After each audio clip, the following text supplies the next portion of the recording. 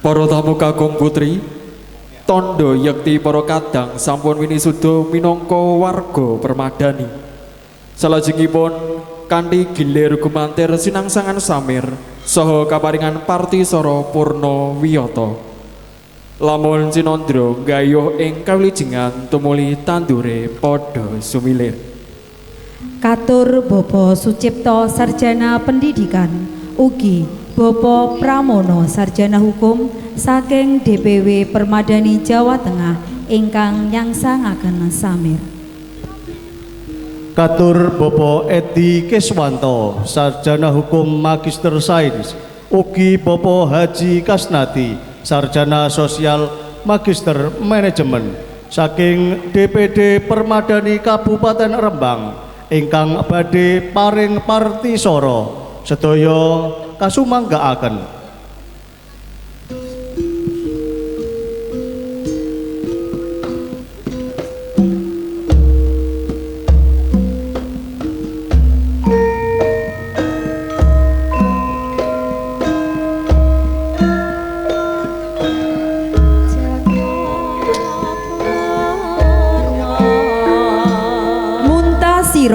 Sarjana Pendidikan Wiyosan Pati Suryo selawe Desember warsa 1990 sekawan Bidalem Desa Tompo Mulyo Kecamatan Batangan Kabupaten Pati.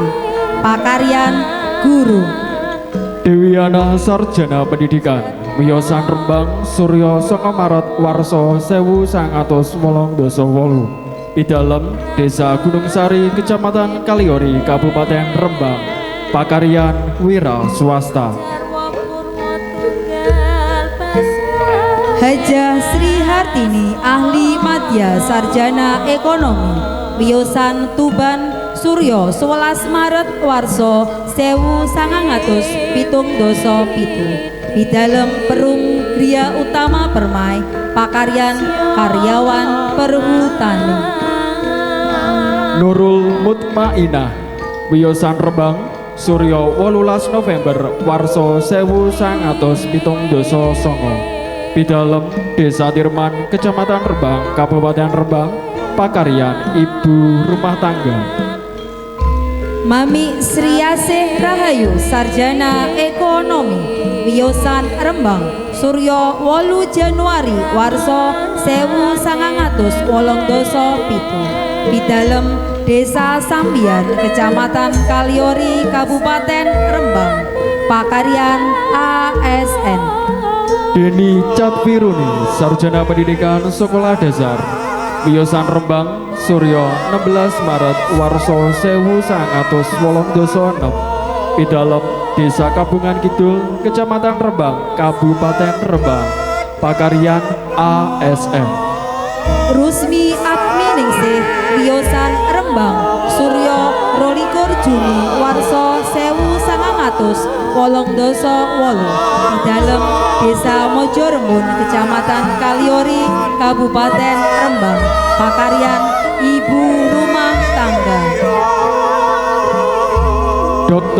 Dokter Hewan Ayuni Indawati Magister Sains Wiyosan Rembang Suryo 12 Oktober warsa 1977 Bidalem Desa Kedungrejo Kecamatan Rembang Kabupaten Rembang. Pakaryan ASN. Indrika Indah Duandini Sarjana Pendidikan Wiyosan Malang Suryo selawe November warsa 1986 Bidalem Desa Ngotet Kecamatan Rembang Kabupaten Rembang. Pakaryan ibu rumah tangga. Dwi Ari Handayani Sarjana Keperawatan Nurse Wiyosan Rembang Suryo 16 April warsa 1973 Bidalem Desa Kabungan Kidul Kabupaten Rembang. Pakaryan ASN. Diah Ajeng Trenggonowati Sarjana Teknologi Pertanian Magister Manajemen Wiyosan Rembang Suryo 13 Juni warsa 1983 Pidalem Desa Ngotet Kecamatan Rembang Kabupaten Rembang pakaryan ASN. Kolistiana Sarjana Pendidikan Wiyosan Rembang Suryo 7 Juli Warso 1992 kalih Pidalem Desa Seren Kecamatan Sulang Kabupaten Rembang pakaryan ASN. Sri Sunarli Sarjana Ekonomi Magister Manajemen Wiyosan Rembang Suryo kalih Maret Warso 1960 gangsal Pidalem Perum Permata Hijau Desa Ngotet Rembang pakaryan pensiunan. Raden Ngabehi Suyoto Wiyosan Rembang Suryo kalih Juni Warso 1972 sekawan Pidalem Desa Ketanggi Kecamatan Rembang Kabupaten Rembang pakaryan guru. Muhammad Farhan Wiyosan Rembang Suryo 13 Januari Warso kalih ewu setunggal Pidalem Desa Pengkol Kecamatan Kaliori Kabupaten Rembang pakaryan wira swasta. Sunardi Sarjana Ekonomi Wiyosan Rembang Suryo 17 Oktober Warso 1980 Pidalem Desa Mojowarno Kecamatan Kaliori Kabupaten Rembang pakaryan ASN. Sabar Pangprimo Sarjana Pendidikan Sekolah Dasar Wiyosan Pati Suryo 19 November Warso 1979 Pidalem Desa Ketitang Wetan Kecamatan Batangan Kabupaten Pati pakaryan guru. Agus Pamuji Wiyosan Rembang Suryo 17 Agustus Warso 1983 Pidalem Desa Pasar Bagi Kecamatan Rembang Kabupaten Rembang pakaryan perangkat desa. Suyono Wiyosan Rembang Suryo 9 Januari Warso 1976 Pidalem Desa Waru Kecamatan Rembang Kabupaten Rembang pakaryan perangkat desa. Sujoko Sarjana Pendidikan Wiyosan Pati Suryo 18 April Warso 1979 Pidalem Desa Kuniran Kecamatan Batangan Kabupaten Pati pakaryan ASN.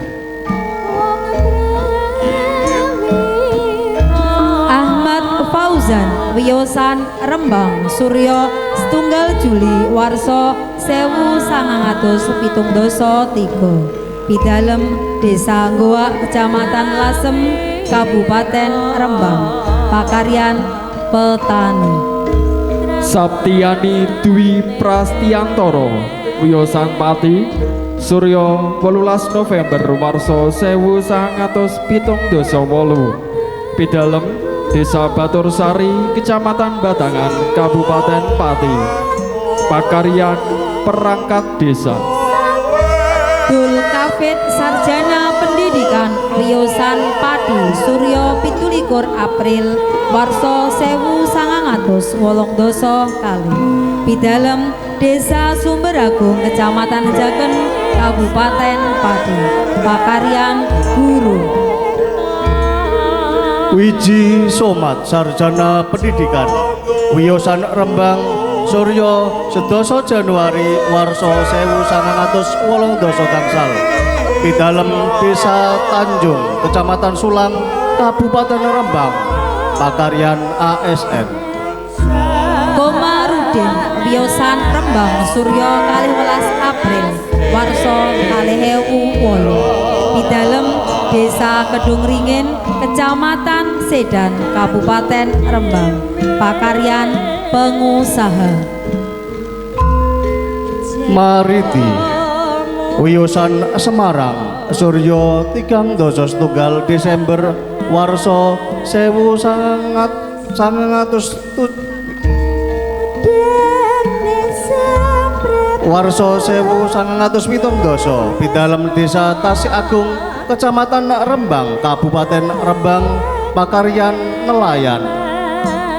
Mufajar Yoga Pratama, Sarjana Pendidikan, Wiyosan Rembang, Suryo 23 Juni warsa 1999 pidalem Desa Jurang Jero, Kecamatan Sluke, Kabupaten Rembang, pakaryan guru. Yudi Hartono, Wiyosan Rembang, Suryo 23 Oktober warsa 2001 pidalem Desa Sudan, Kecamatan Kragan, Kabupaten Rembang, pakaryan wira swasta. Kaswadi Wiyosan Rembang, Suryo 23 Oktober warsa 1928 pidalem Desa Jambangan, Kecamatan Sarang, Kabupaten Rembang, pakaryan perangkat desa. Khairul Umam, Wiyosan Rembang, Suryo 19 Juni warsa 1997 pidalem Desa Maguan, Kecamatan Kaliori, Kabupaten Rembang, pakaryan wira swasta. Yatno Sarjana Pendidikan, Wiyosan Rembang, Suryo 11 April warsa 1928 pidalem Desa Randu Agung, Kecamatan Sumber, Kabupaten Rembang, pakaryan ASN. Sudarto Sarjana Pendidikan, Wiyosan Rembang, Suryo gangsal September warsa 1987 pidalem Desa Kepoh Agung, Kecamatan Pamutan, Kabupaten Rembang, pakaryan guru. Sugiyono Wiyosan Rembang, Suryo 19 Desember warsa 1988 gangsal pidalem Desa Gunung Sari, Kecamatan Kaliori, Kabupaten Rembang, pakaryan wira swasta. Sulistyo Wiyosan Rembang, Suryo 11 Oktober warsa 1988 sekawan pidalem Desa Kalipang, Kecamatan Sarang, Kabupaten Rembang, pakaryan guru. Santoso Wiyosan Rembang, Suryo kali Juni warsa kali Heri pidalem Desa Waru, Kecamatan Rembang, Kabupaten Rembang, pakaryan karyawan swasta.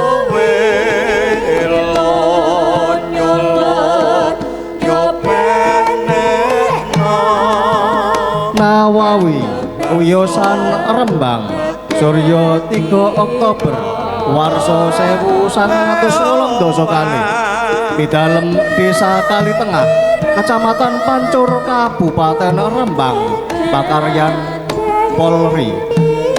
Sodikin Wiyosan Rembang, Suryo 11 Februari warsa 1989 pidalem Desa Goa, Kecamatan Lasem, Kabupaten Rembang, pakaryan wira swasta.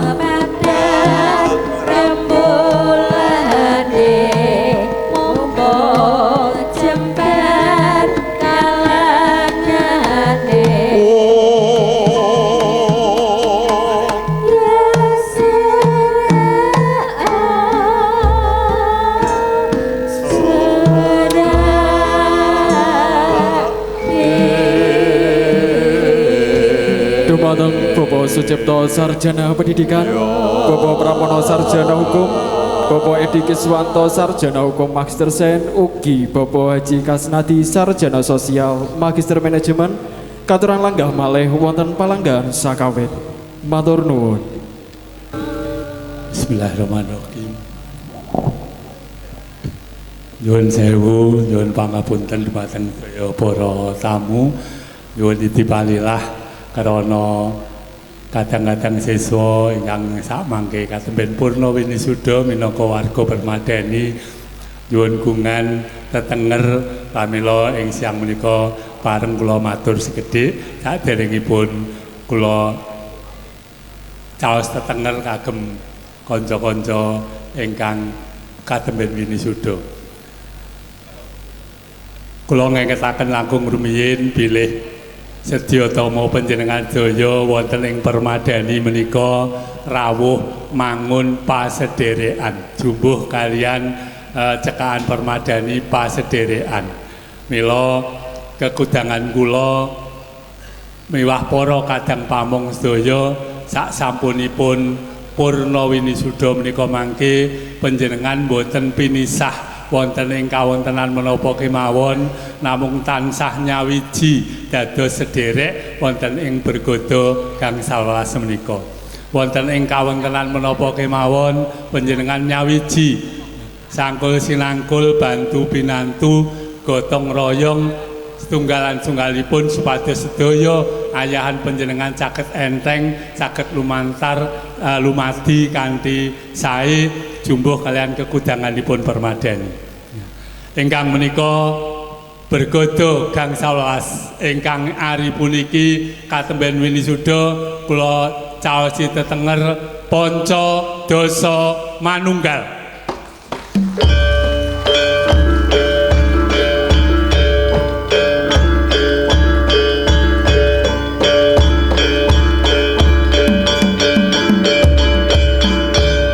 Nuwun mugi sageta kinarya pusaka asma panjenengan sedaya. Amin.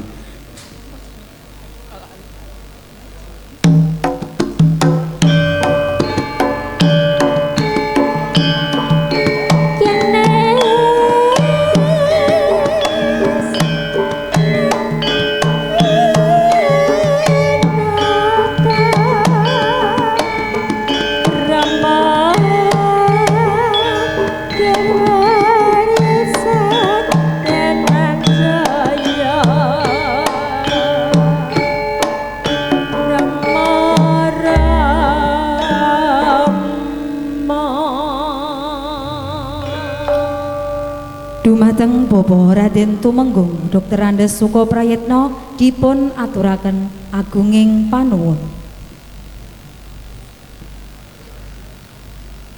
Atur panuwun saking kadang winisuda badhe kasulih sarirani kadang Sri Sunarni kaampingi dening kadang Dyah Ajeng Trenggonawati dalah kadang Kholistiana. Sumangga.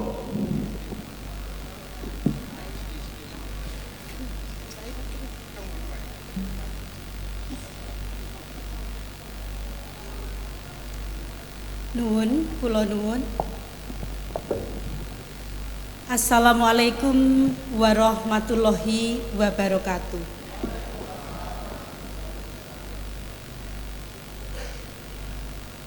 Kawilujengan saha sih nugrahaning Gusti ingkang Maha Agung.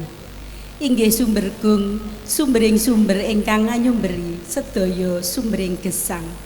Mugi sanitiasa kajiwa kasarira tumedhak tumanduk dumateng jiwangga panjenengan sedaya dalasan kula waradin sagung dumadi widodo niskala. Ingkang winantu sagunging pakurmatan Bupati Rembang, Wakil Bupati Rembang, saha Forkopimda utawi ingkang nyulih sarirani panjenenganipun sedaya. Ugi dumateng pangarsa DPP Permadani, DPW Permadani Jawa Tengah, DPD Permadani Kabupaten Rembang, Kabupaten Pati, Kabupaten Blora, Kabupaten Kudus, Kabupaten Jepara, ugi Kabupaten Tuban. Ingkang tansah sinugata ing pakurmatan. Sedaya pangemban-pangembating praja, satriyaning nagari, mliginipun Kepala Bakes Bangpol Kabupaten Rembang, Kepala Dindikpora Kabupaten Rembang, Kepala Dinkominfo Kabupaten Rembang, ugi Kepala Dinbudpar Kabupaten Rembang, ingkang tuhu kinapekten. Bapak Ibu Dwijo, siswa Permadani Bergodo Gangsal Welas Kabupaten Rembang, ingkang tansah sinuba ing sinukarta.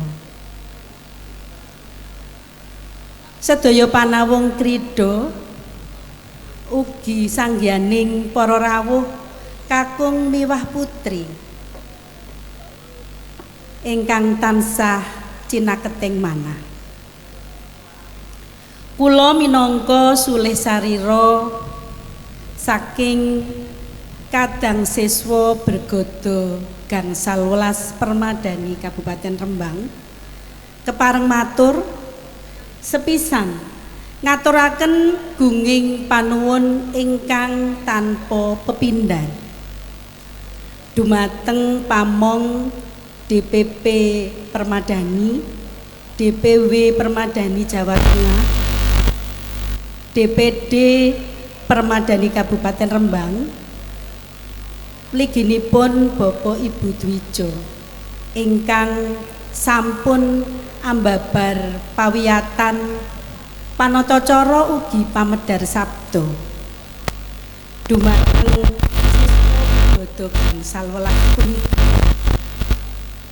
Satemah kula sakadang saged ngangsu kawruh ugi seserepan kapara wonten ing dinten menika kula sakadang sampun dipun winisuda.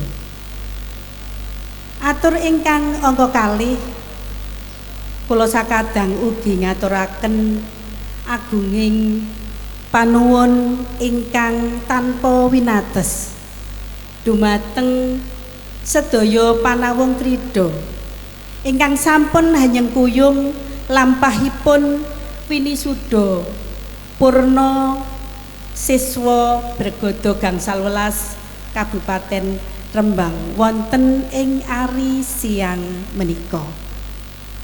Mugi-mugi kasaenan panjenengan sedaya pikantuk leliru ingkang satraju saking Gusti ingkang Maha Asih.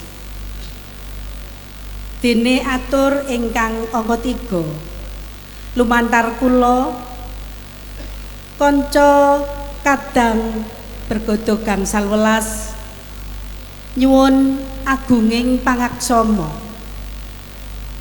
awit wonten ing pawiyatan ngantos purna wisuda ing dinten menika kathah kalepatan saha kekirangan subasita saha tata krami.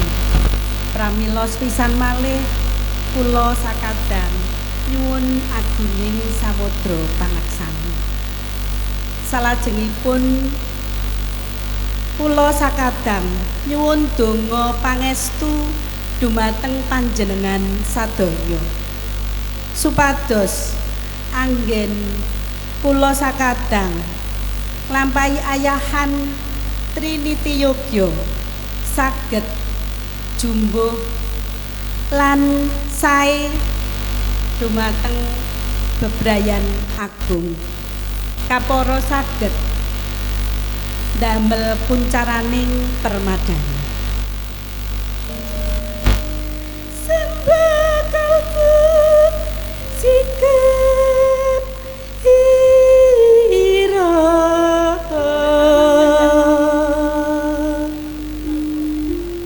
Tri rukun pawiyatan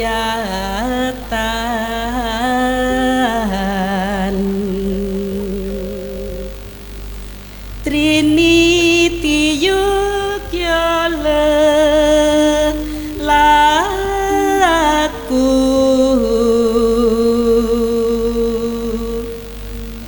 permadani mangun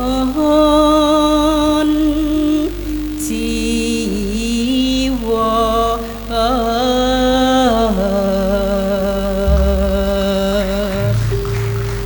mekaten ingkang saged kula aturaken mugi-mugi ndadosaken renaning penggalih panjenengan sedaya.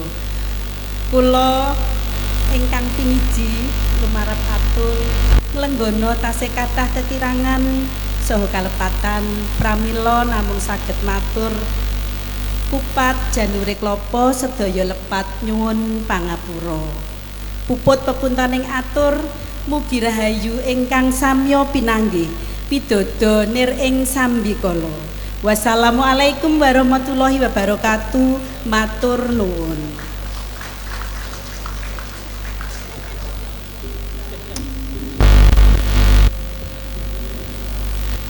Ngaturaken agung ing panuwun dumateng Kadang Sri Sunarni.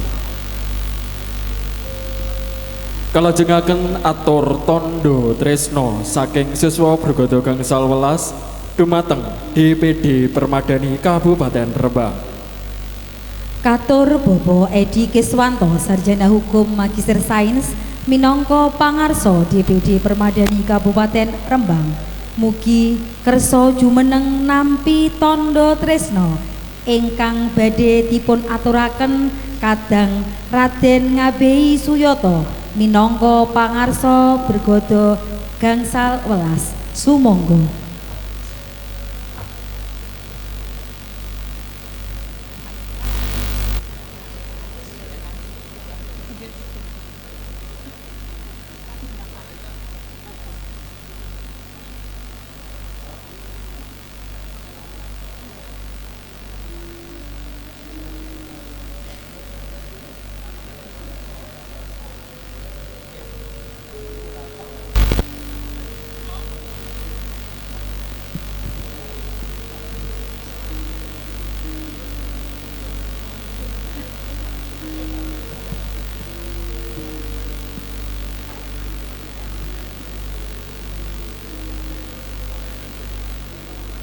Purwa madya wasana runtuting adicara wisuda sampun lumampah rancak. Dumateng para kadang ingkang winisuda kinen lenggah malih wonten palenggahan sakawit sinaraya sarayudaning bebrayan. Sasampunipun lenggah saged ndherekaken lampahipun acara ngantos purna.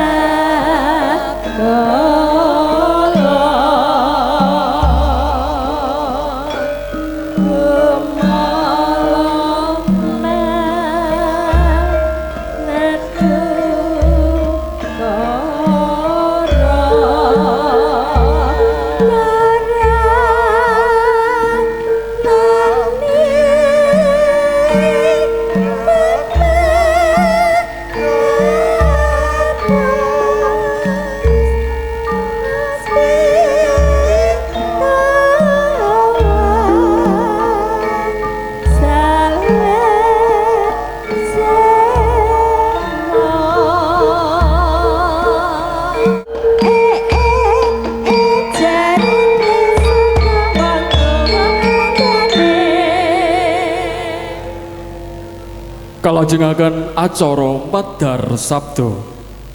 Sabda ingkang sepisan saking panjenenganipun Bapak Raden Tumenggung Dr. Andes Suko Prayitno saking DPP Permadani. Kaamping dening Ibu Wiwi Sunarti dalah Ibu Susanti. Katur panjenenganipun mugi jengkar saking palanggahan laju tindak tumuju sasana sabda.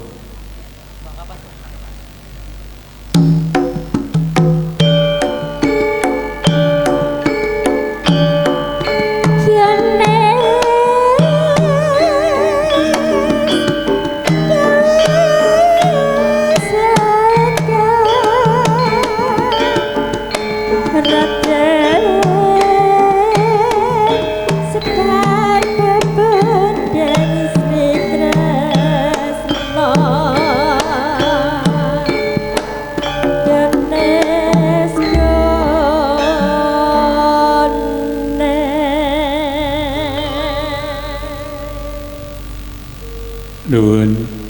Assalamualaikum warahmatullahi wabarakatuh.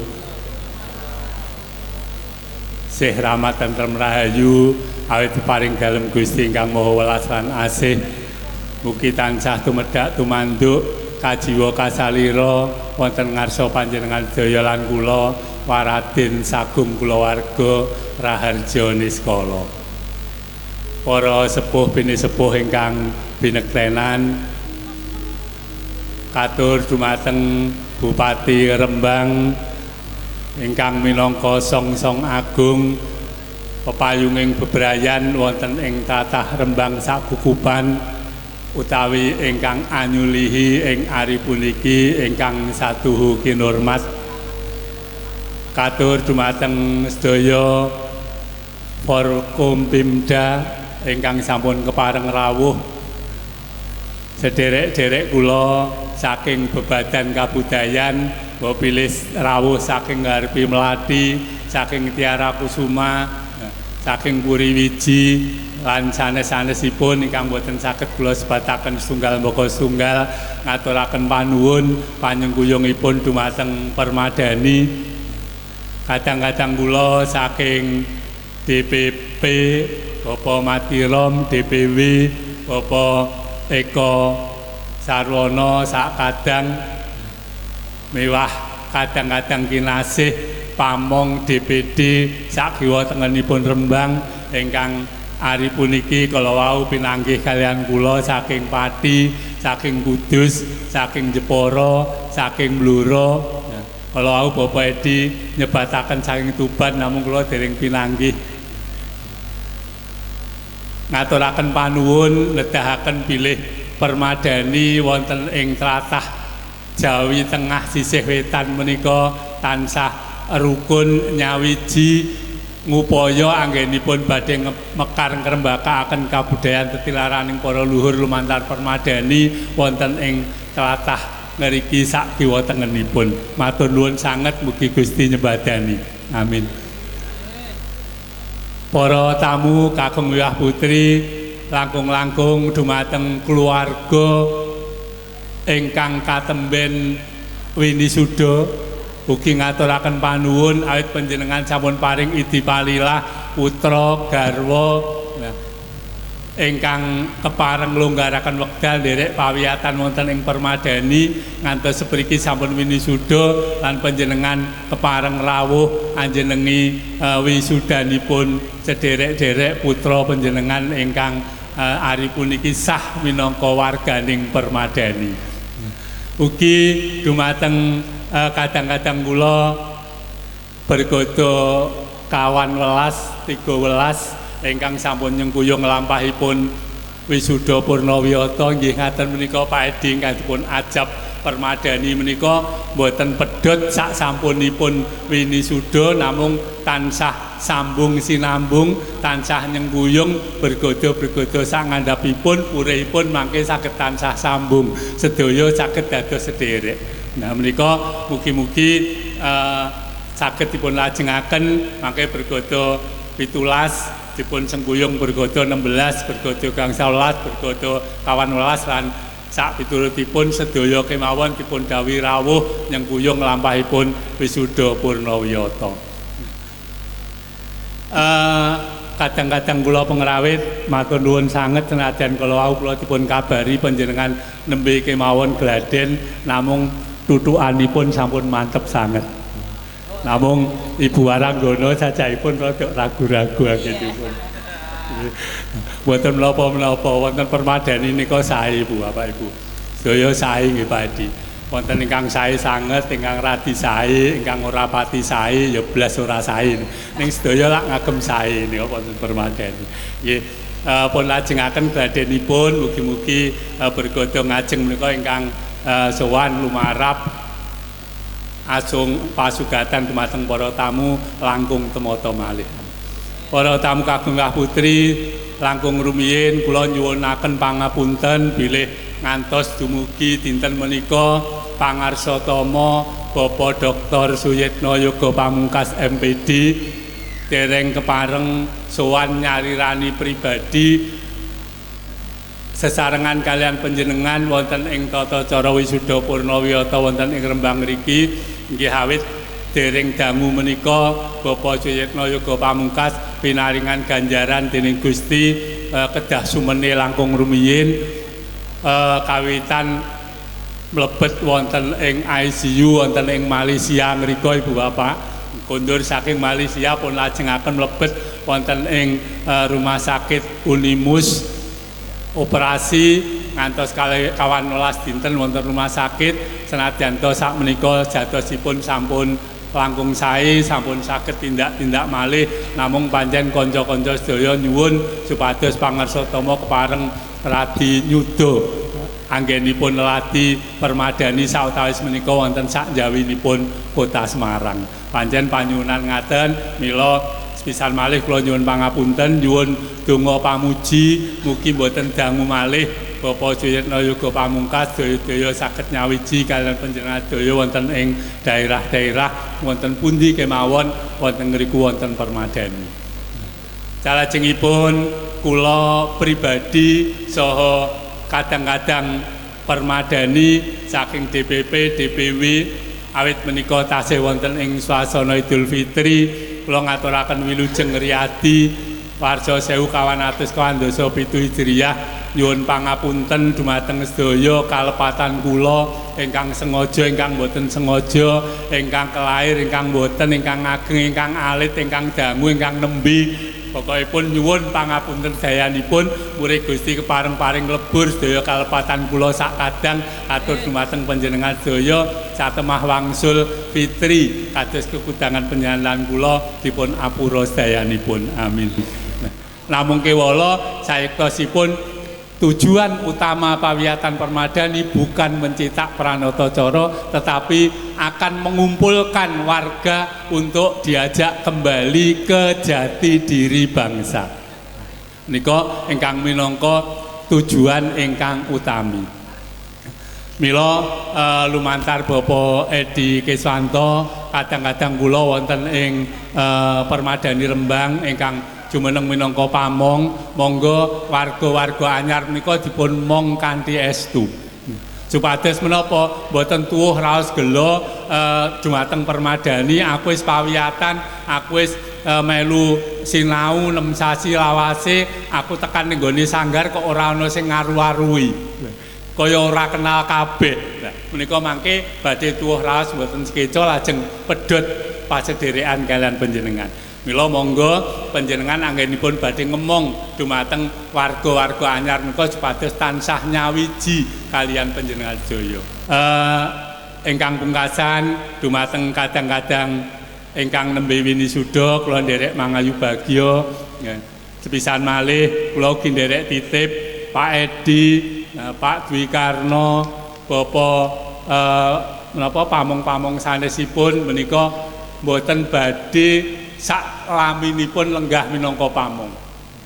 Mangke panjenengan ingkang muda-muda menika ingkang dipun ajeng-ajeng ingkang dipun gadang-gadang saged gentosi nglajengaken permadani Rembang menika sak sampunipun Pak Edi Keswanto sak kadang menika sampun saged minangka Dewan Pembina kalian Dewan Penasihat.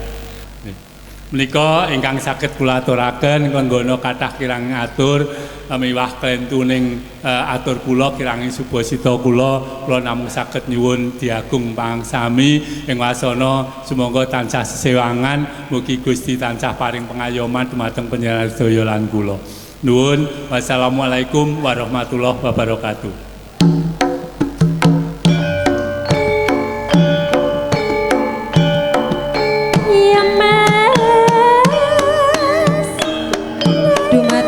Raden Tumenggung Dr. Andes Suko Prayetno ngaturaken agunging panuwun.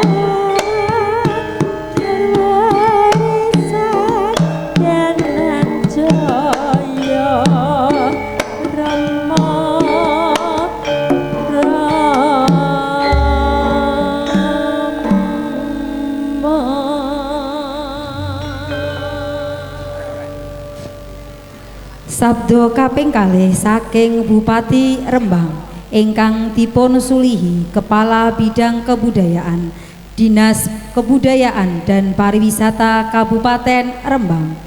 Katur panjenenganipun Ibu Julita Sarjana Ekonomi mugi jengkar saking palenggahan laju tindak tumuju sasana sabdo kaampingi dening Bapak Tony Wahyu Dinarko dalah Bapak Tiono sumangga.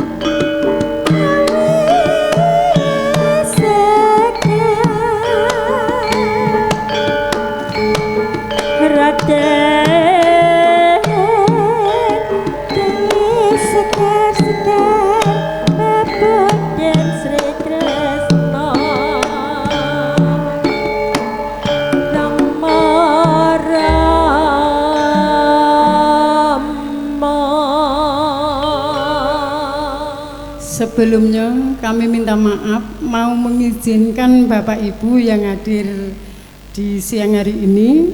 Pak Bupati pada hari ini tidak bisa hadir karena monep pariwisata yang ada di Kabupaten Rembang dan Despo ke Bu Sekdin karena Bu Sekdin juga mendampingi Bapak Bupati, jadi melimpah ke saya.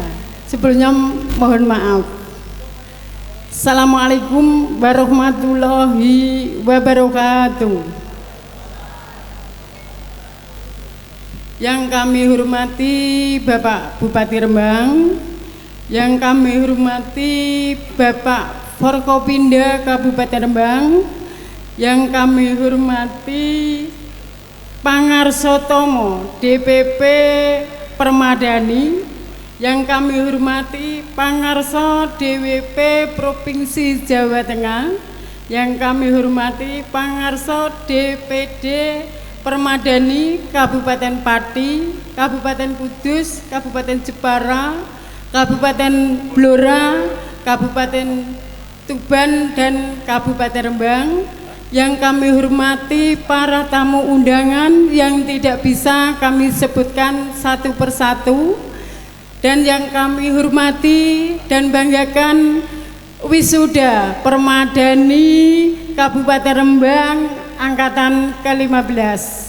Puji syukur alhamdulillah pada siang hari ini, yang terakhir hari ini kita semua bisa menghadiri wisuda Permadani dengan keadaan sehat walafiat, tidak ada halangan suatu apapun. Di sini kami tidak akan menyampaikan panjang lebar Bapak Ibu semuanya. Kami hanya menyampaikan selamat bagi wisudawan yang sudah diwisuda pada siang hari ini. Mudah-mudahan ilmunya bermanfaat bagi diri sendiri, keluarga, masyarakat, dan seluruh rakyat Kabupaten Rembang. Dengan adanya wisuda ini, mudah-mudahan Permadani di Kabupaten Rembang selalu berkembang dan terus berkembang dan bermanfaat. Itu yang bisa kami sampaikan, kurang lebihnya mohon maaf. Wabillahi taufik wal hidayah. Wassalamualaikum warahmatullahi wabarakatuh.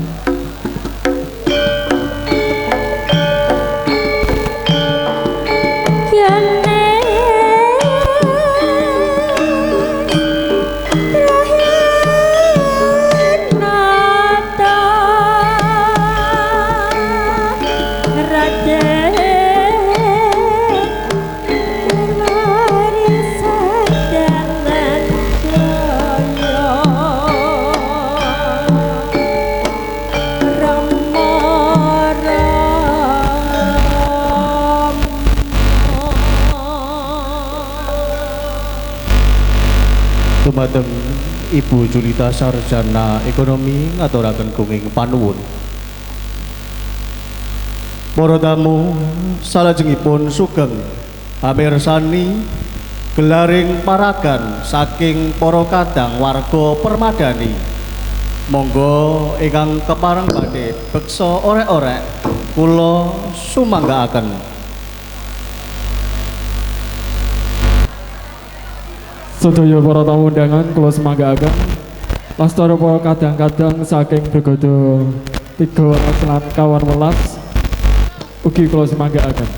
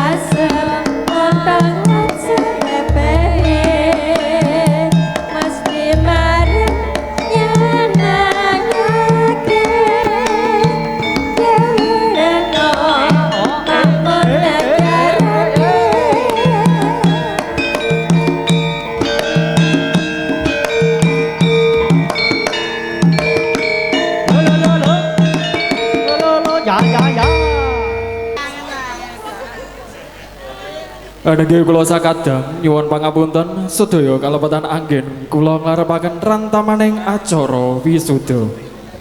Babad pepuntaning atur Suradira Jayaningrat lebur dening pangastuti. Wassalamualaikum warahmatullahi wabarakatuh.